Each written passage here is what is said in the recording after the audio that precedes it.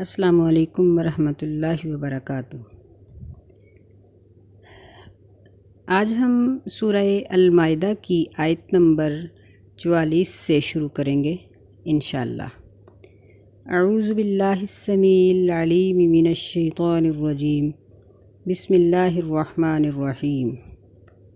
انا انزلنا التوراۃ فیہا ھدی ونور، بے شک ہم نے تورات کو نازل کیا، اس میں ہدایت تھی اور روشنی، یعنی واضح قسم کے دلائل تھے اور روشن یعنی بالکل واضح احکامات ذکر کیے گئے تھے۔ یحکم بہ النبیون الذین اسلموا، فیصلہ کرتے رہے اس کے مطابق تمام نبی جو اس پر اسلام لائے تھے، للذین ہادوا، یہودیوں کے لیے، والربانیون، اور رب والے یعنی جو ان کے عابد تھے وہ بھی اسی کے مطابق فیصلہ کرتے رہے، والاحبار، اور ان کے علماء بھی، یعنی تینوں فرقے، انبیاء اور ان کے بعد عبادت گزار لوگ اور ان کے بعد یا ان کے ساتھ ساتھ علماء کرام، بما استحفظوا من کتاب اللہ، اس وجہ سے کہ وہ محافظ بنائے گئے تھے اللہ تعالیٰ کی کتاب کے، وَكَانُوا عَلَيْهِ شُهَدَاءَ، اور وہ اس بات پر گواہ تھے کہ اللہ تعالیٰ نے ان کو اس کا محافظ بنایا ہے۔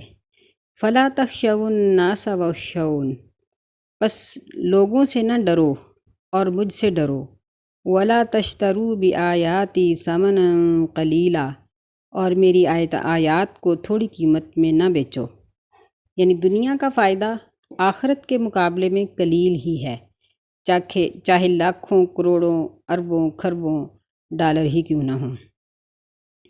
وَمَن لَّمْ يَحْكُم بِمَا أَنزَلَ اللَّهُ فَأُولَٰئِكَ هُمُ الْكَافِرُونَ، اور جو شخص نہیں فیصلہ کرے گا اللہ تعالیٰ کے نازل کردہ علم کے مطابق، بس یہی لوگ ہیں کفر کرنے والے، یعنی اگر کسی نے دنیا کے فائدے کی خاطر اللہ کی آیات کے مطابق فیصلہ نہ کیا تو یہی لوگ کفر کرنے والے ہیں۔ اس آیت میں اللہ تعالیٰ نے ایک یہ بات ذکر کی ہے کہ قرآن کی طرح تورات کا نازل کرنے والا بھی خود اللہ تعالیٰ ہے۔ دوسری بات یہ ذکر کی کہ اس میں ہدایت تھی اور بالکل روشن اور واضح احکامات تھے۔ پھر یہ تھا کہ انبیاء علیہم السلام اور علماء اور خدا پرست لوگ جو تھے وہ اس کے مطابق عمل کرتے رہے، کہ ان کو اللہ تعالیٰ نے اس کتاب کی حفاظت کا ذمہ دیا تھا۔ حفاظت دو طرح سے تھی، ایک اس کے الفاظ اور عبارت کی حفاظت اور دوسری اس پر عمل کرنے کی حفاظت۔ تو وہ لوگ اس کے محافظ بنا دیے گئے تھے، لیکن کچھ وقت گزرنے کے بعد انہوں نے دنیا کے فائدے کو عزیز سمجھا اور آخرت کا بیشتر فائدہ انہوں نے فراموش کر دیا، بھلا دیا۔ اللہ تعالیٰ فرماتے ہیں کہ یہی لوگ کفر کرنے والے تھے۔ وَكَتَبْنَا عَلَيْهِمْ فِيهَا أَنَّ النَّفْسَ بِالنَّفْسِ، اور ہم نے ان کے لیے اس کتاب میں لکھ دیا کہ بے شک کسی شخص کو قتل کیا جائے گا قتل کے بدلے میں، والعین بالعین، اور آنکھ کے بدلے آنکھ، والانف بالانف، ناک کے بدلے ناک، والاذن بالاذن، اور کان کے بدلے کان، والسن بالسن، اور دانت کے بدلے دانت، والجروح قصاص، اور زخموں میں بھی قصاص لیا جائے گا۔ فمن تصدق به فهو کفارۃ اللہ، پس اگر مظلوم صدقہ کر دے گا یعنی معاف کر دے گا، فَهُوَ كَفَّارَةٌ لَهُ، پس وہ ظالم کے لیے کفارہ ہو جائے گا۔ وَمَن لَّمْ يَحْكُم بِمَا أَنزَلَ اللَّهُ فَأُولَٰئِكَ هُمُ الظَّالِمُونَ، اور جو شخص ان تعلیمات کے مطابق جو اللہ تعالیٰ نے نازل کی فیصلہ نہیں کرے گا تو یہی لوگ اللہ کے نزدیک ظالم ہیں۔ یہاں ایک بنیادی بات یاد رکھنے کی ہے، وہ یہ ہے کہ کوئی بھی حکم جو اللہ تعالیٰ نے تورات میں اور انجیل میں نازل کیا، اور اس کے بعد ہماری شریعت میں قرآن مجید میں یا حدیث میں اس کی ترمیم آ گئی یا اس کو منسوخ کرنے کا ذکر آ گیا تو وہ حکم منسوخ ہو گیا۔ اور جس حکم کے بارے میں نہ ترمیم آئی اور نہ تنسیخ آئی، یعنی اس کو بدلا بھی نہیں گیا اور اس کو ہٹایا بھی نہیں گیا، تو تورات کا وہی حکم ہماری شریعت کے اندر بھی چلتا رہے گا۔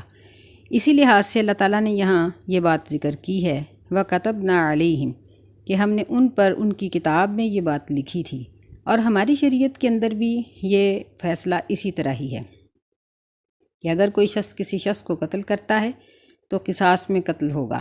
یہ وضاحت کے ساتھ یہ سارا بیان ہم سورہ البقرہ میں پڑھ آئے ہیں۔ تو اگر کوئی شخص کسی کے کوئی اعضاء کاٹ دیتا ہے تو شریعت میں اس کی دیت یعنی اس کا جرمانہ اس طرح سے ہوگا کہ جو اعضاء جسم میں جوڑا جوڑا ہیں ان میں سے ہر عضو پر 50 اونٹ، کیونکہ پورے شخص کی دیت 100 اونٹ ہے۔ 100 اونٹ بھی ایک عمر کے نہیں ہوں گے بلکہ مختلف عمروں کے، مختلف روایات کے مطابق، یعنی 33 اونٹ 2 سالہ، 33 اونٹ 3 سالہ، 33 اونٹنیاں جو حاملہ ہوں، یا بعض روایات کے مطابق یعنی جیسا قتل ہوگا، اگر بچہ ہے یا بڑا ہے تو اس کے مطابق جو حاکم ہے، جج ہے، وہ اونٹوں کی عمروں کے اندر وہ فرق کر سکتا ہے۔ بہرحال ایک پورے شخص کی دیت 100 اونٹ ہے، اور جو اعضاء جسم میں جوڑا جوڑا ہیں، جس طرح 2 کان، 2 آنکھیں، 2 ہاتھ، 2 پاؤں، تو ان میں سے اگر ایک عضو کٹ جائے گا تو جڑ سے کٹ جائے، اور زخم ٹھیک ہو جانے کے بعد عدالت اس کا 50 اونٹوں کا فیصلہ کرے گی۔ اور جو اعضاء جسم میں ایک ایک ہیں، مثلا ناک، زبان، مرد کے خصیتین یا اس طرح اور بعض اعضاء جو ایک ہیں، تو ان کے اوپر پورے 100 اونٹ دیت ہوگی۔ اور والجروح قصاص، یعنی جو زخم چھوٹے ہیں ان میں شریعت نے علیحدہ سے دیت مقرر کی ہے۔ اسی طرح چھوٹے اعضاء کی مختلف دیتیں ہیں، مثلا ایک انگلی کی 5 اونٹ اور 5 انگلیوں کی 10 اونٹ ہو جائے گی۔ تو اس طرح یعنی ہاتھوں اور پیروں کی انگلیاں تمام برابر گنی گئی ہیں، یعنی اگر کسی شخص کی 20 انگلیاں کاٹ دی جائیں تو اس کی دیت پورے 100 اونٹ ہو جاتی ہے، ہر انگلی کی 5 اونٹ۔ اور انگوٹھا ہو یا چھوٹی انگلی ہو، سب کی دیت برابر ہے، جبکہ وہ انگلی جڑ سے کٹ چکی ہو اور وہ یعنی کسی استعمال کے لیے کچھ بھی اس کا حصہ باقی نہ بچا ہوا ہو۔ یہ بات یاد رکھنے کی ہے کہ زخموں کا جو بدلہ ہے یا اس کا جو جرمانہ ہے، دیت ہے، یہ قاضی اس وقت فیصلہ کرے گا جب مجروح زخمی شخص صحت یاب ہو جائے، کیونکہ یہ پتہ نہیں ہوتا کہ فرض کریں کہ اگر ایک ٹانگ کچلی گئی تو ممکن ہے کہ وہ صحیح ہو جائے، ممکن ہے کہ اس کو کاٹنا پڑے، اس لیے اس کی صحت کا انتظار کرنا پڑے گا۔ جب وہ صحت یاب ہو جائے تو اس کے بعد اس کے مطابق اس کا جرمانہ اس کے ظلم کرنے والے کے اوپر ڈالا جائے گا۔ اسی طرح اگر آنکھ اندر سے یعنی ساری نکل جائے اس کی دیت اور ہوگی، اگر پھوڑ دی جائے اور اس کا ڈیلا اندر ہی رہے اس کی دیت اور ہوگی، اگر اس کی صرف بینائی ضائع ہوئی ہے تو اس کی دیت اور ہوگی۔ یہاں ایک بات اور یاد رکھنے کی ہے کہ جو لوگ ڈاکٹر ہیں یا حکیم ہیں، یعنی علاج کرنے والا کوئی بھی شخص، چاہے وہ جراح ہو یا وہ کوئی پڑھا لکھا انسان ہو، اگر اس کی غفلت کی وجہ سے مریض کا کوئی عضو ضائع ہو جاتا ہے تو شرعی لحاظ سے اس کے اوپر دیت پڑتی ہے۔ اگر اس نے اپنے لحاظ سے پوری کوشش کی لیکن اللہ تعالیٰ کی طرف سے اس مریض کو شفا نہ ہوئی تو پھر اس کے اوپر دیت نہیں پڑتی۔ یہ آج کل جو صرف سگنیچر کروا لیتے ہیں اور پھر مریضوں کے اوپر تجربات کرتے ہیں، حتیٰ کہ مریض یا تو مر جاتے ہیں یا ان کے اعضاء ضائع ہو جاتے ہیں، اور وہ صرف جو دستخط کیے ہوتے ہیں انہی کو کافی سمجھتے ہیں۔ یہ تو ایک انسانوں کی آپس کی کارروائی ہے۔ اللہ تعالیٰ کے نزدیک ایسے معالج، چاہے وہ ڈاکٹر ہوں یا جراح ہوں، اللہ کے نزدیک یہ لوگ مجرم ہیں۔ اور اسی طرح جو زخم مثلاً اگر ہڈی منتقل ہو جاتی ہے یا ہڈی ننگی ہو جاتی ہے تو ان سب کی دیت علیحدہ علیحدہ ہوگی۔ فمن تصدق به فهو کفارۃ اللہ۔ اگر ایک مجروح انسان، زخمی شخص جو ہے وہ جارح کو، زخم دینے والے کو معاف کر دیتا ہے تو وہ اس کے لیے کفارہ ہے، صدقہ ہو جائے گا۔ یہاں علماء کرام کا اختلاف ہے۔ بعض کہتے ہیں کہ مجروح انسان کے معاف کر دینے سے اللہ تعالیٰ کی طرف سے بھی معافی ہے۔ بعض کے نزدیک یہ ہے کہ یعنی حقوق العباد میں دو طرح کے حق ہیں، ایک اللہ کا حق ہے، ایک بندے کا۔ تو بندے نے بندے کو معاف کر دیا، لیکن ایسا ظلم کرنے والے شخص نے اللہ تعالیٰ کی جو حق تلفی کی ہے اس کے بدلے میں اس کو اللہ تعالیٰ سے معافی مانگنی پڑے گی، اور وہ اپنے اس گناہ کی خاص توبہ کرے گا۔ جس طرح موسیٰ علیہ السلام سے جب قتل ہوا تھا تو انہوں نے اقرار کیا اور کہا ربی انی ظلمت نفسی، یعنی اللہ تعالیٰ سے انہوں نے بخشش کی دعا کی تھی، تو اللہ تعالیٰ سے علیحدہ سے بخشش کی دعا کرنی پڑے گی۔ آگے فرمایا وقفینا علی آثارہم بعیسی ابن مریم، اور لگاتار بھیجا ہم نے اسی سلسلے میں عیسیٰ بن مریم علیہ السلام کو، یعنی انبیاء علیہ السلام کا یہ سلسلہ چلتا رہا، اور اسی سلسلے کی ایک کڑی سیدنا عیسیٰ بن مریم علیہ السلام تھے۔ مصدقا لما بین یدیہ من التوراۃ، یہ تصدیق کرنے والے تھے اپنے سے پہلے تورات کی۔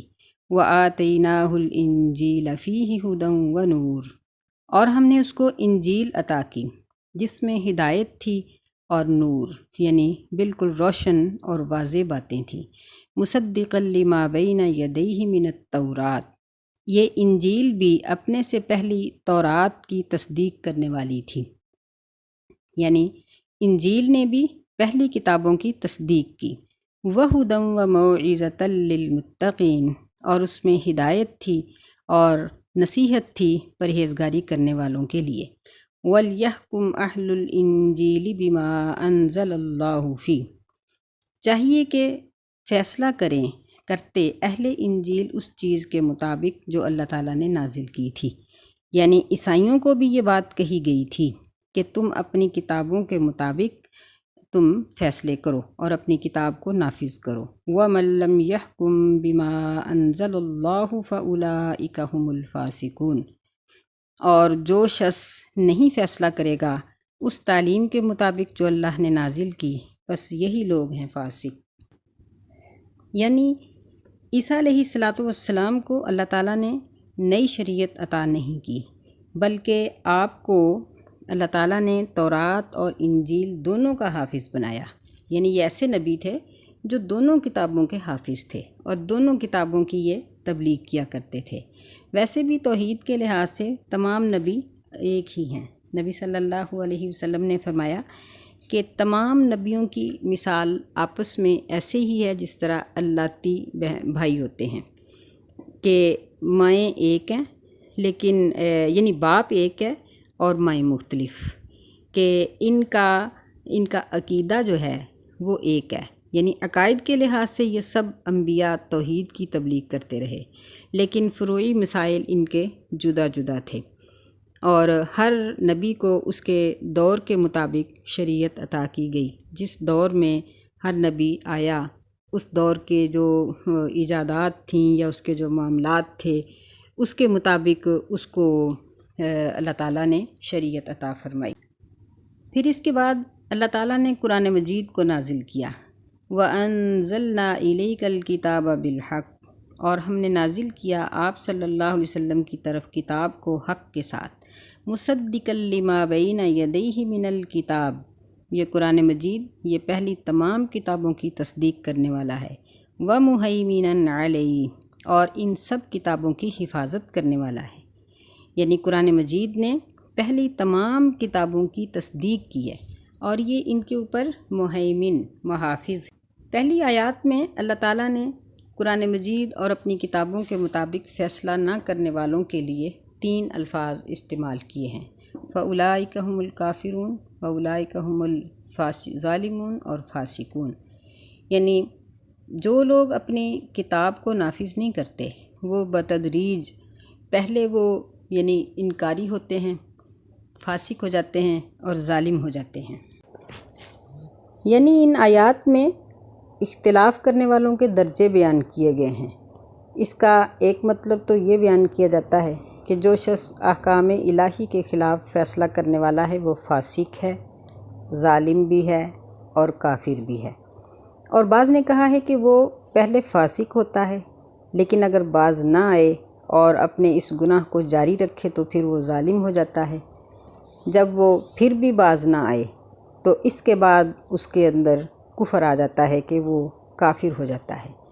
تو اس طرح اللہ تعالیٰ نے باقی کتابوں کی طرح قرآن مجید کے اوپر بھی عمل کرنے کا حکم دیا، اور قرآن مجید کے بارے میں فرمایا کہ وَمُہَيْمِنًا عَلَيْهِ، کہ یہ پہلی کتابوں کی حفاظت کرنے والا ہے۔ مہیمن کے معنی محافظ، نگران، یہ سب کچھ ہی ہوتا ہے۔ یعنی جس طرح ایک مرغی اپنے بچوں کو چھپا لیتی ہے، اسی طرح قرآن مجید نے تمام انبیاء علیہم السلام اور ان کی کتابوں کا تحفظ کیا ہے۔ یعنی قرآن مجید کو گویا ایک کسوٹی کا درجہ حاصل ہے کہ قرآن مجید نے یہ بات بیان کی کہ انجیل اور تورات میں جو مضمون قرآن مجید کے مطابق ہوگا وہ یقیناً اللہ ہی کا کلام ہوگا۔ یعنی قرآن نے ہمیں یہ بتایا کہ ان دونوں کتابوں میں اللہ کا کلام صرف وہی ہے جو قرآن مجید کے مطابق ہے، جو اللہ تعالیٰ کی توحید کے مطابق ہے۔ دوسرے قرآن مجید نے اس بات کی وضاحت کی کہ ان کی موجودہ کتابوں میں جو مضمون قرآن مجید کے خلاف ہوگا وہ اللہ تعالیٰ کا کلام ہرگز نہیں ہے، بلکہ وہ لوگوں کا شامل کیا ہوا اپنا کلام ہے۔ جس طرح عیسیٰ علیہ السلام کے بارے میں اور تثلیث کے قائل ہونے والے لوگوں کے بارے میں جو کچھ ذکر کیا گیا ہے یہ اللہ تعالیٰ کی طرف سے نہیں ہے۔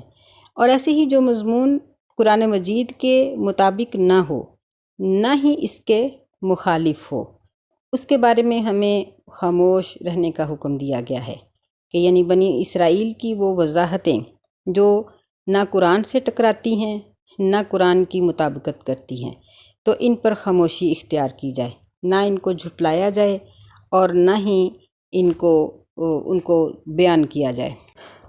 تو فرمایا کہ فَاحْكُم بَيْنَهُم بِمَا أَنزَلَ اللَّهُ وَلَا تَتَّبِعْ أَهْوَاءَهُمْ، کہ اے نبی صلی اللہ علیہ وسلم آپ ان کے درمیان فیصلہ کیجئے اس چیز کے مطابق جو اللہ نے نازل کی ہے، اور آپ ان کی خواہشات کی پیروی نہ کریں۔ عَمَّا جَاءَكَ مِنَ الْحَقِّ، حق کے آ جانے کے بعد۔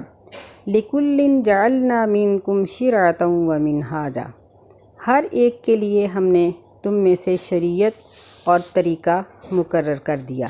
وَلَوْ شَاءَ اللَّهُ لَجَعَلَكُمْ أُمَّةً وَاحِدَةً، اگر اللہ تعالیٰ چاہتا تو تم سب کو ایک ہی جماعت بنا دیتا۔ وَلَٰكِن لِيَبْلُوَكُمْ فِي مَا آتَاكُمْ فَاسْتَبِقُوا الْخَيْرَاتِ، اور لیکن وہ تمہیں آزماتا ہے ان احکامات کے دینے کے بعد، ما آتاکم جو اس نے تمہیں دیے۔ فَاسْتَبِقُوا الْخَيْرَاتِ، اے مسلمانوں تم نیکی کے کاموں میں جلدی کرو۔ إِلَى اللَّهِ مَرْجِعُكُمْ، اللہ کی طرف تم سب کا لوٹ کر جانا ہے۔ مَرْجِعُكُمْ جَمِيعًا، تم سب کو اللہ کی طرف لوٹ کے جانا ہے۔ فَيُنَبِّئُكُمْ بِمَا كُنْتُمْ فِيهِ تَخْتَلِفُونَ، پس وہ تمہارے درمیان اس چیز کی خبر دے دے گا۔ فَيُنَبِّئُكُمْ، پس وہ تمہیں خبر دے دے گا اس چیز کی جس میں تم اختلاف کرتے رہے ہو۔ یہاں اللہ تعالیٰ نے شریعت اور منہاج دو لفظوں کا ذکر کیا ہے۔ فرمایا کہ آپ ان کے درمیان اپنی کتاب کے مطابق فیصلہ کریں۔ ہم نے ہر ایک کے لیے ایک شریعت اور ایک طریقہ بنا دیا ہے۔ یعنی شریعت سے مراد وہ احکامات ہیں جو اس دور کے تقاضوں کے مطابق دیے جاتے ہیں۔ جس طرح ہر امت کے لیے نماز کا حکم تو ایک ہی ہے، لیکن نماز کی رکعات، اس کے اوقات، یہ سب مختلف ہیں۔ ایسے ہی روزے کا حکم سب کے لیے ہے، لیکن کیفیت مختلف ہے۔ زکوٰۃ کا حکم سب کے لیے ہے، لیکن اس کی فرضیت مختلف ہے۔ تو اس طرح سے شریعتوں کا اللہ تعالیٰ نے اختلاف یہاں ذکر کیا کہ احکامات ایک ہی طرح کے رہے، لیکن ان کی نوعیت اور ان کی تفصیل مختلف رہی، اور ہر ایک کو یہ حکم دیا گیا کہ وہ اپنی کتاب کے مطابق عمل کریں۔ وَلَوْ شَاءَ اللَّهُ لَجَعَلَكُمْ أُمَّةً وَاحِدَةً، یعنی اگر اللہ تعالیٰ چاہتا تو سب کو ایک ہی طرح کا بنا دیتا۔ اللہ کے لیے اس میں کوئی مشکل نہیں تھی، لیکن اللہ تعالیٰ نے انسانوں کو عمل کرنے کا اختیار دیا، جس کی وجہ سے انسان کئی فرقوں میں بٹے، اور مسلمانوں کو یہاں اس بات کی تلقین کی گئی فَاسْتَبِقُوا الْخَيْرَاتِ کہ تم نیکی میں بڑھ چڑھ کر حصہ لو، ایک دوسرے سے آگے نکل جاؤ، سبقت لے جانے کی کوشش کرو، اور یہ بات یاد رکھو کہ تمہارا لوٹ کر جانا اللہ کی طرف ہے، تو پھر تمہیں تمہارے تمام اعمال کی خبر دے دی جائے گی جس میں تم اختلاف کرتے تھے۔ تو اللہ سے دعا ہے کہ اللہ ہمیں اپنی شریعت کو سمجھنے کی توفیق عطا فرمائے، آمین یا رب العالمین۔ السلام علیکم ورحمۃ اللہ وبرکاتہ۔